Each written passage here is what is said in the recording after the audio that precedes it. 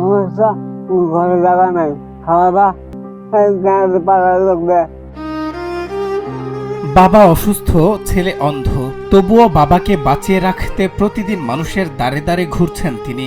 মাথার উপর নেই কোনো ঘর, নেই নিরাপদ আশ্রয়। পলিথিনের নিচে বসেই কাটছে বাবা ছেলের দিন আর রাত।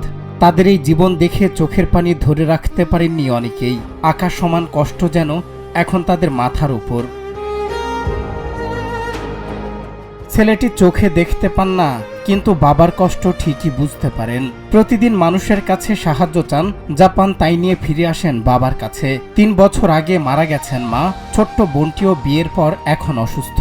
তাই আজ অসুস্থ বাবার একমাত্র ভরসা এই অন্ধ ছেলে। আর ছেলের পৃথিবীতে আপন বলতে একমাত্র বাবাই। বাসা নাই, জায়গা নাই, কেউ টানতে পারে না, কেউ লাড়তে পারে না। আমরা মেয়ে ছেলে কোন অন্য পরপুরুষে টানতে পারবো না।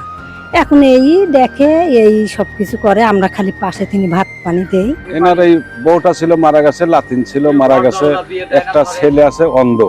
এখন এই লোকটা হয়েছে প্যারালাইসিস। এই অসহায় বাবা ছেলের বাড়ি নাটোরের বড়াইগ্রাম উপজেলার জোনাইল গ্রামে। বাবা প্যারালাইসিস আক্রান্ত, ছেলে অন্ধ। তারপরও থাকার মতো একটি ঘর নেই। ঝড় এলে পলিথিন উড়ে যায়, বৃষ্টি এলে ভিজে যায় শেষ আশ্রয়টুকু। কিন্তু যত কষ্টই হোক, বাবাকে ছেড়ে কোথাও যেতে রাজি নন ছেলে। কারণ এই পৃথিবীতে তাদের আর যে কেউ নেই পাশে দাঁড়ানোর মতো। সারাদিন ভিক্ষা করে আনে, আমার বাপে সাহায্য করতে পারে না, ছেলেও অন্ধ, দেখার মতো কেউ নাই, তাই খুব কষ্টে আছে। বাইরে আছে, থাকার মতো জায়গা নেই। একটা ঘরের খুব দরকার, ঝড় বৃষ্টির খুব কষ্ট করে।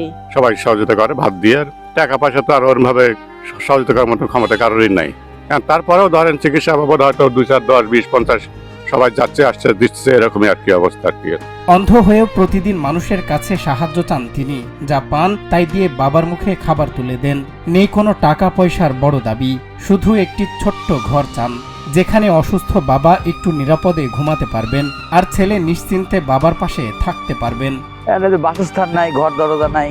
মেম্বার চেয়ারম্যানের কাছে বহু যাই, টাকা পয়সা চায়, ঘুষ চায়। এই কারণে ঘর দরজা দিতে পারে না, ঘুষও দিতে পারে না, ঘরও দিতে পারে না। এই বাবা ছেলের কষ্ট হয়তো একটি ছোট্ট ঘরেই অনেকটা কমে যেতে পারে। ঝড় বৃষ্টির ভয় থাকবে না, থাকবে না মাথার উপর ছাদ হারানোর চিন্তা। একটি ঘর হয়তো তাদের কাছে শুধু আশ্রয় নয়, এটাই হতে পারে নতুন করে বেঁচে থাকার সাহস। সজল বিশ্বাস, নিউজ ডেস্ক, বাংলা টিভি।